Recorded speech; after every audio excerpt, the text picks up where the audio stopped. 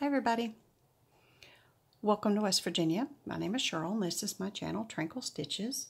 Today I am doing a stitch with me to spend a little bit of time with you on this rainy afternoon, and I'll be working on my Bent Creek Snow. This was one of my mania starts, and I'm working on this little guy here. Love this chart, and I love the conversion that I did. I'm using Sandman Originals Deep Sea Treasure, which is a really deep blue, and then a CPR, Cindy's Prismatic Reflections, magenta, and then this is also a CPR in Boggan Navy, which is both colors combined. This Boggan Navy is beautiful for the swirls, and then I'm using the magenta and the Deep Sea Treasure mixed in with the white to do the letters. So I really love the way that looks. It's kind of red, white, and blue, but not really, you know. And then I'm also using this week's snowflake for the snowman. So I love this chart. So I'll be working on that today while we visit. I had to start the video over because I realized when I happened to look up that I had my chart laying right in the middle of my working copy. Right there for the whole world to see. I'm telling you, sometimes my brain disengages. It really does. It's been raining here a lot. It's cold. And winter is inevitable. I actually love it. I like all the seasons here. I hope everybody's having a good week so far. Hope everybody's healthy, happy, getting lots of stitching in it. You'll hear wet tires on the pavement as vehicles pass, and you'll probably hear the heat kick on. And I apologize in advance for that. We'll muddle through. So over the past few days, I have been reading back through an old blog that I used to keep on Blogspot. And it's so much fun to just go back and read what was going on. It was like a diary. I had one for my stitching, and then I had one for just life, just a life in general blog. And it was back in 2008, 2009, 10, and 11. Lots of spaces in between. I was working full-time, raising 3 kids, cross-stitching as much as possible.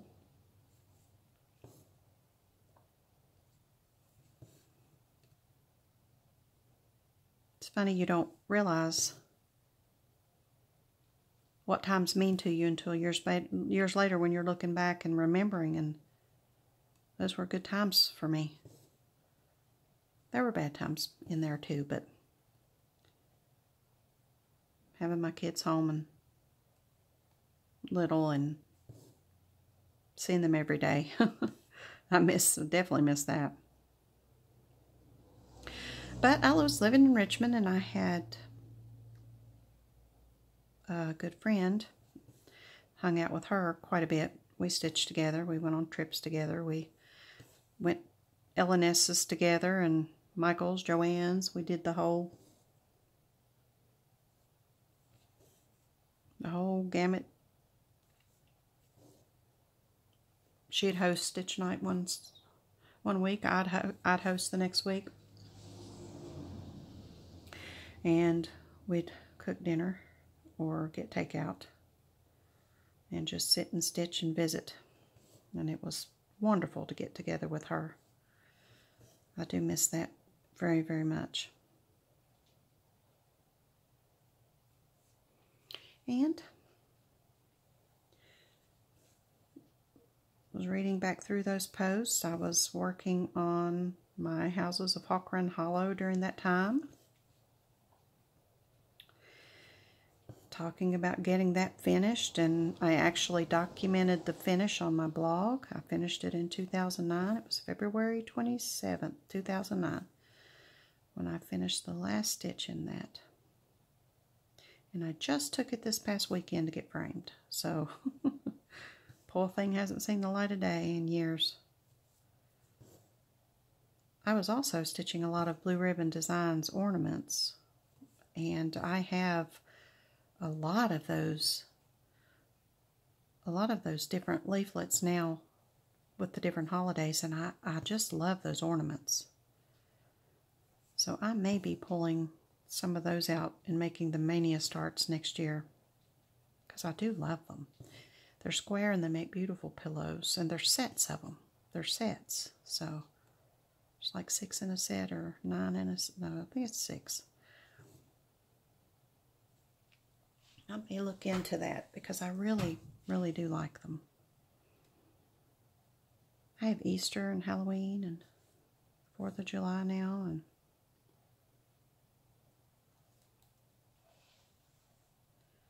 I was also making scissor fobs back then. Oh my goodness, I made dozens and dozens of them. I made them for friends. I sold a few of them. And I'm glad I did, because when I started making project bags, I already had the beads to make the zipper finders, so, and the experience, which was very helpful.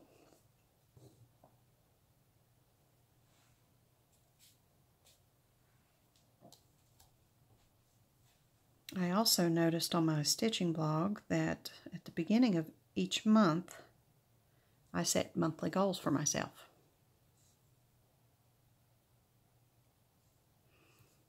And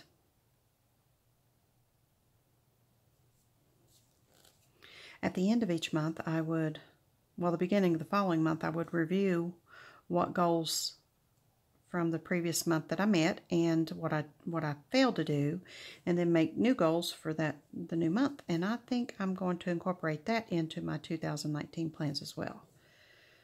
I think that's what I'm going to do. I'm going to set goals for myself, monthly goals for my stitching.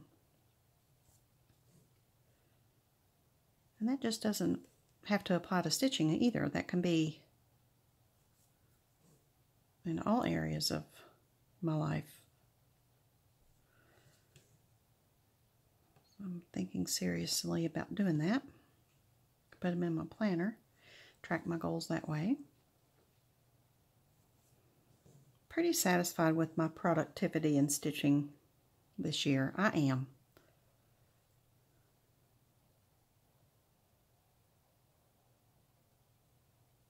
Let's see.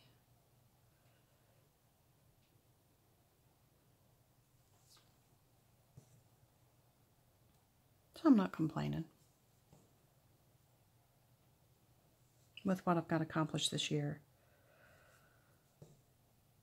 I may go ahead and set some December goals, because that'll help me focus for my cross-stitching during the madness of the holidays. Christmas.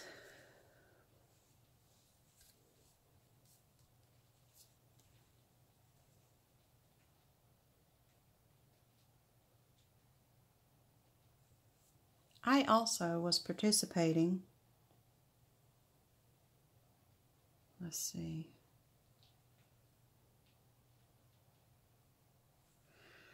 I was also participating in a round robin back then with some friends of mine. There were about, I think, 6 of us who were participating, and we sent all 6 projects around, and everybody stitched an actual house. It was a neighborhood round robin, so we all stitched a house on each other's fabric. I'll have to show mine on my floss tube. I had intentions of adding some trees and some flowers and some things to dress mine up once it came back, and of course I haven't done that. Need to do that.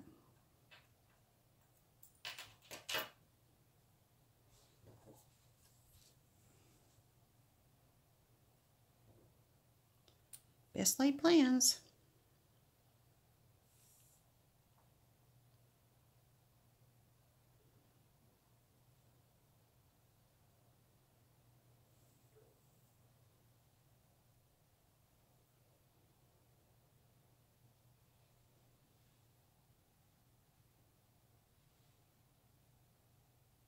And oh my goodness, y'all, there was a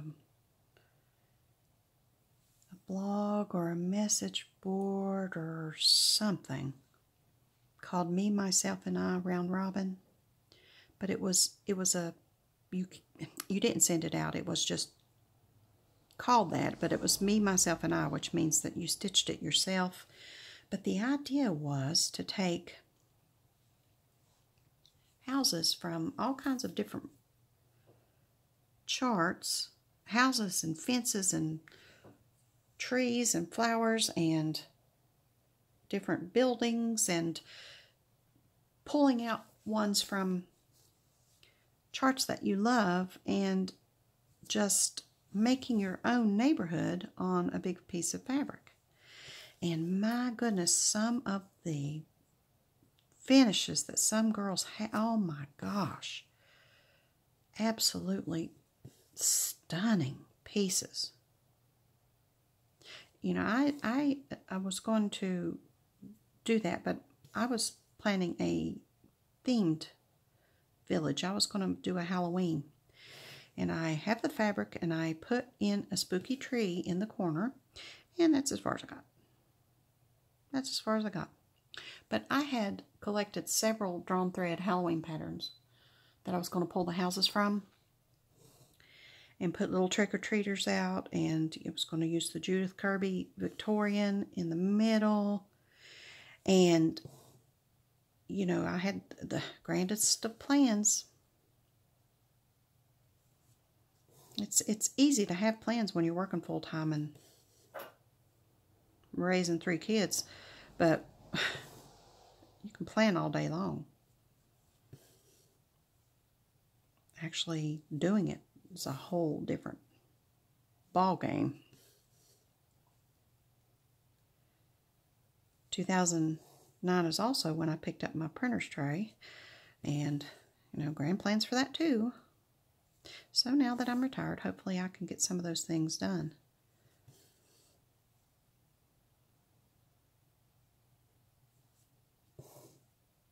Been thinking a lot about next year's plans, so going back through that blog has given me some ideas for that as well.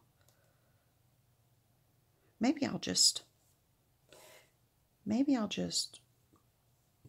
keep the house clean and cook, eat, sleep, and stitch next year. Not do anything else. Just cook, eat, sleep, and stitch. Isn't that funny?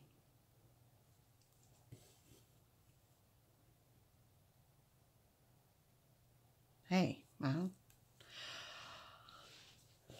wouldn't bother me a bit.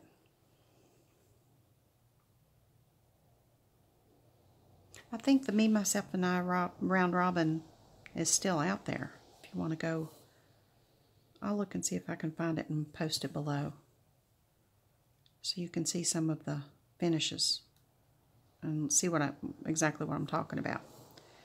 Just phenomenal.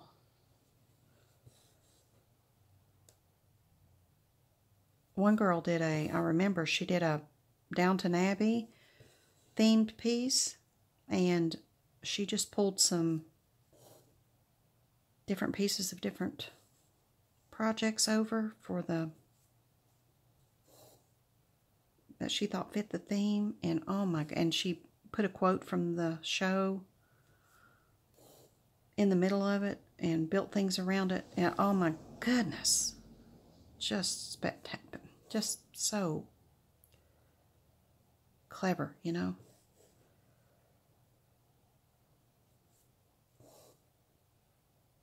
Something to be said for old school stitching.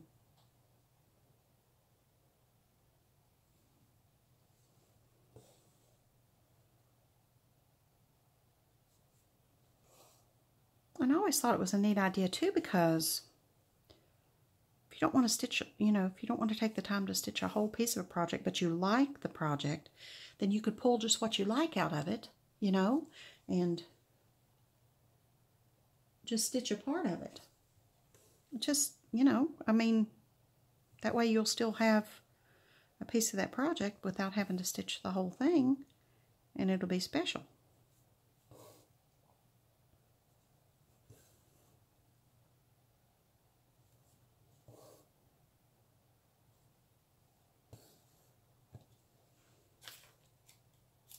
I also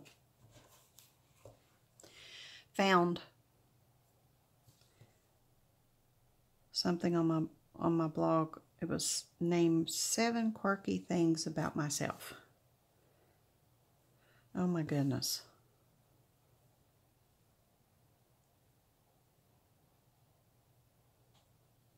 And I'll share with you what I put on that post. 7 quirky things about myself. I hold my nose when I swim. When I jump in the water, I have to hold my nose. I can't dive in the water without holding my nose. You should see me go off the diving board. It's hysterical.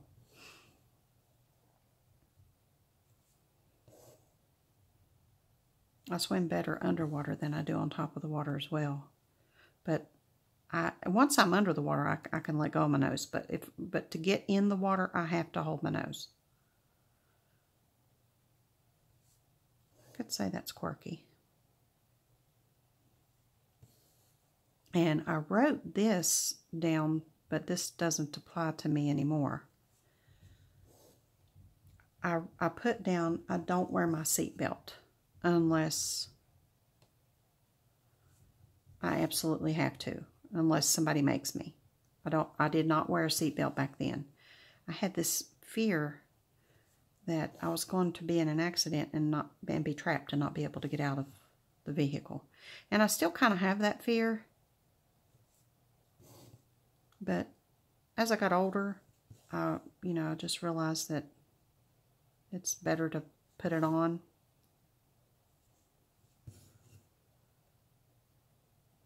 So I wear it now. And plus, back then the vehicles didn't beep at you incessantly until you put it on. Now they do. I've even disconnected that, took the fuse out of that sometimes so it stopped beeping at me. But I do wear my seatbelt now. Number 3, I love to crumble sweet cornbread up in, pour sweet milk. Put it in a big glass, pour sweet milk on it, and eat it with a spoon. I say sweet milk, it's just regular milk. When I was growing up, we called regular milk sweet milk, and then there was buttermilk. So we had to differentiate between the two. If we said milk, we either said, if we were talking about regular milk, it was sweet milk. I love milk and cornbread in a glass with a spoon. And if you've not tried that, try it. Has to be good cornbread now. No, just good homemade buttermilk cornbread, crumbled up in a glass. Not crumbled too much, but, you know, chunky. And then pour some milk over it. Sweet milk.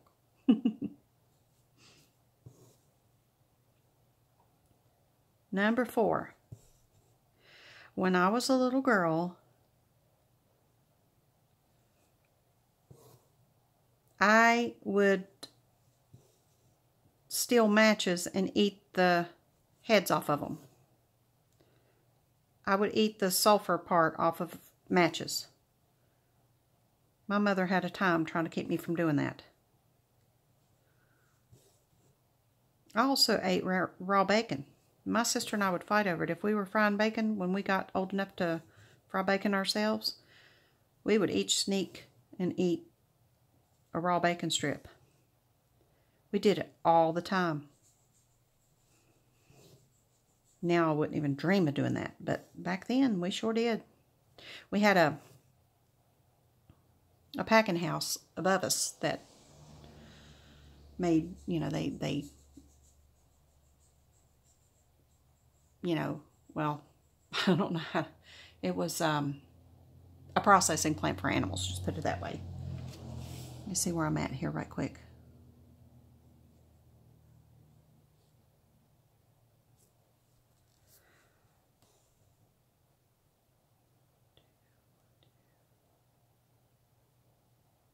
I think I need one more right here. Let's see. Yeah.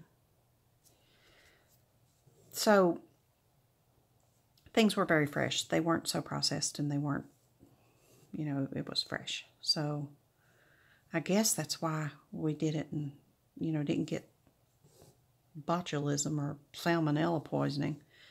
But we did. We ate raw bacon. It's good too. I love raw bacon. But I will never eat it again, so. My sisters and I used to fight over the fat on pork chops and on beef roast when they were cooked. And I still have a problem with that because I love the fat on meats. I love fat. Bacon fat. I love the fat on a beef roast. Everything's so lean now, you don't get much fat, but it's very good.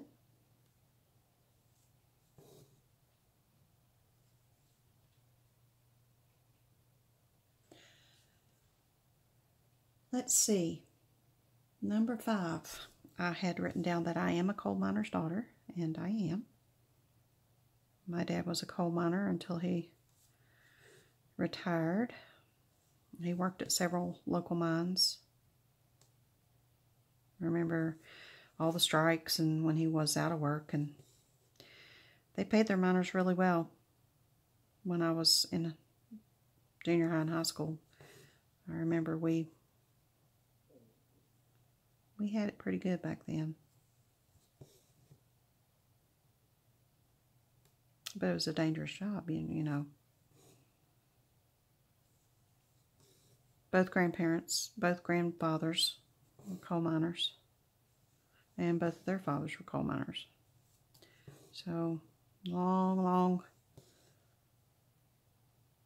heritage of being in a coal mining family.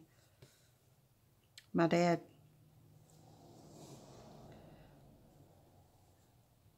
had his lunch bucket. It was a metal aluminum lunch bucket. And I remember when I was little, he would always leave a little something, whether it be nabs or a little cake or a donut, or he would always leave something in his bucket. And when he would come home, and he'd set it down, and I'd go straight to that bucket and get what he left for me. He always did that. And I remember him coming out of the mines looking like he had mascara on. Mom washing those work clothes, black as tar.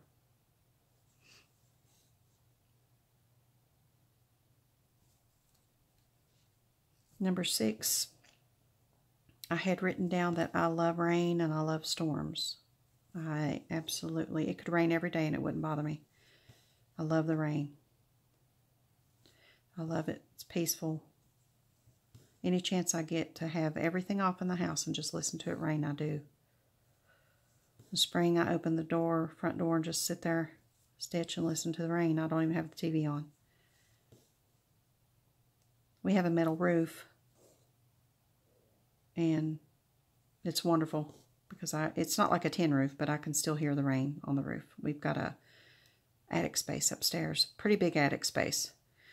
So that muffles a lot of the sound. You know, it takes a lot of the sound. But it's still wonderful to listen. I love the rain. I even have a search on my Google that I can listen to thunderstorms to go to sleep with, and it shuts off. It automatically shuts off after an hour.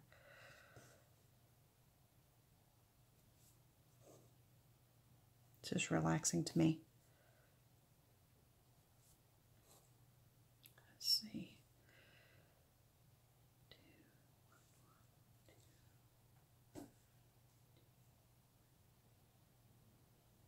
Nope. Just down here. And the last one is I love boxes and bags. Anything, boxes and bags.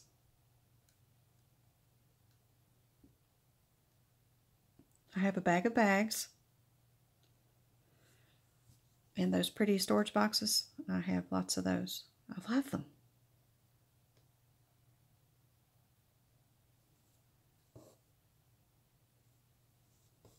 Interesting boxes. I've got wooden cigar boxes and jars and, you know, anything storage related that's pretty. I just adore things like that.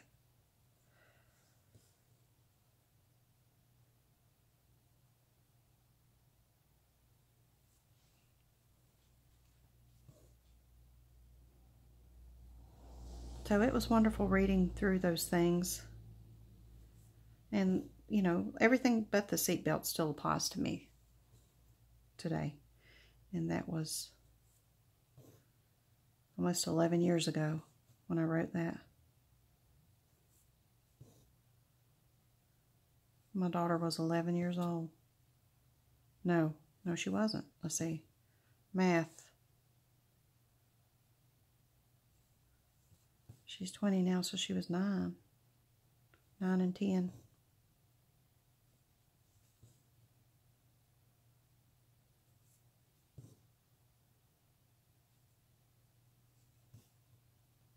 I hope I haven't bored you with my trip down memory lane.